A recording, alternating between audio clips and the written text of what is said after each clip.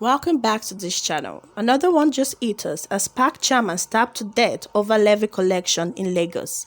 Let's get into the details. The Lagos State Police Command said it arrested the alleged killer of Alaba Williams, the chairman of the Ojudu Beggar Okada Riders Association's commercial motorcyclist. The command spokesman Benjamin Hundeyin confirmed the development to journalists on Tuesday. Investigations into the case has commenced immediately. Peace has returned to the place. Some patrol teams have been deployed to the area to ensure peace, it said. It was reported that the chairman was stabbed to death on Monday at the Kosoko bus stop in the Ojudu Beggar area of Lagos State over dispute in the collection of park levies. Sources had earlier said that Williams was stabbed in the neck by a colleague following an argument over levy collection after the commercial motorcyclist dropped a passenger at the bus stop. The chairman was rushed to the hospital where he was confirmed dead on arrival, one of the sources said. Well, a park chairman has been stabbed to death over the collection of levy in Lagos, in case you missed it. And the alleged killer of Alaba Williams and then the chairman of the Ojudu Beggar Okada Rider Association have been arrested. The police spokesman came out to say that they are taking things under their control and are making sure that the killer rots in jail. This is what happens every day. We see this thing happening. Just take a look at the NURTW crisis and the tricycle Tohan, the tricycle operators and owners association. You can see what is happening between them. We see the areas that are being affected. Look at Ifako Ijaye. Look at the Fade. Look at everywhere where these things are happening. People fighting each other, people killing each other just because of levies, just because they are trying to mark territories. And this has been happening. This is not the first time things like this has been happening. We can recall that auxiliary in Oyo State has come out to say that people are even after his life. And people after his life. And we can recall that auxiliary was once accused of killing a successful business owner brother in Ibadan after he allegedly sent some people to stab his brother to death. These things go on. This thing happens because all these people are not educated. Most of them are illiterate. Most of them are people that were thugs before and they just refined them, gave them a position, gave them something to be doing. So at the end of the day, no matter what, you can't take the streets out of the streets. There's also a saying that a pig will always be a pig. You cannot change a pig into a goat. It will always want to go back to how it was. No matter how much you try to clean up a pig, no matter how much you try to wash the death of his body, he still loves death. He will still go back to that same death. So at the end of the day, all these killings and everything just boils down to the fact that most of them are thugs. Most of them are street boys that they just picked up from the street and decided to touch them up, give them a position, make them chairman of this, chairman of that. And now this has ended into a bloodbath. And the fact that this person is dead all just because of levy collection. And that is why people say that the amount that they levy on these is too much. We can remember and we can recall when the Accountability and Transparent Association came out and they complained saying that the levies they collect from the tricycles, the motorcycles and also the buses is 123 billion naira. We're not talking about millions, we're not talking about thousands, we're talking about a billion naira.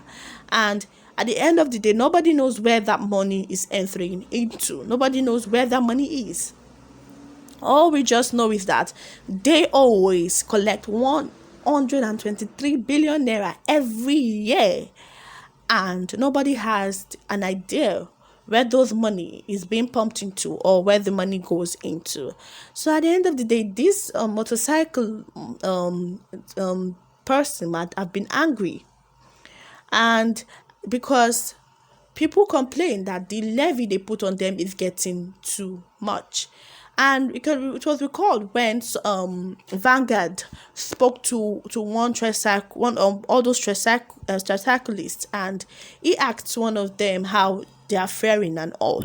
And one of them said that the levy they impose on them is too much. That before it was only one money they took from them. But now they have to stop at 3 places, and those boys will have to take money from them at each stop they stop at. So at the end of the day, he said they now levy more than one money to them. They give them up to 3 money to be paid, and at the end of the day, they go home without having anything in their pocket, because most of these tricycle owners, most of these motorcycle owners, they are not the real owner of those bikes. They're just frontiers. The real owners are business people, are people that stay home. They just buy the bike and decide to put somebody to be driving it for them. And those people already have a certain amount of money they want these people to be bringing home for them. So when these Okada riders, when these tricycle riders don't bring in the exact money, immediately these people will think that they have stolen the money. They won't know what is actually happening in the streets, because they're not the ones that do the job. It's those ones that do the job. So he said that very soon most of them will be left on the street, because most time after they work, they give everything to their bosses and they do not have anything to fend for themselves. All these people have families, they have people they feed. So we do not know what transpired between the park chairman and the motorcyclist that stabbed him. But according to people, according to sources, they said it was over levies, and we all know that these levies can be so frustrating, and it's obviously not a sensible reason to kill somebody. It's not a reason at all. But these motorcyclists might have been frustrated because he might not have had anything to go back home to, and that's why he decided to take the action he took. But that does not mean what he did wasn't wrong. It was extremely wrong. It was very, very wrong. Taking a woman's life is the worst thing you can ever do in this life, because you did not give them the life. Life was given to them by God, and you decided to take it from them.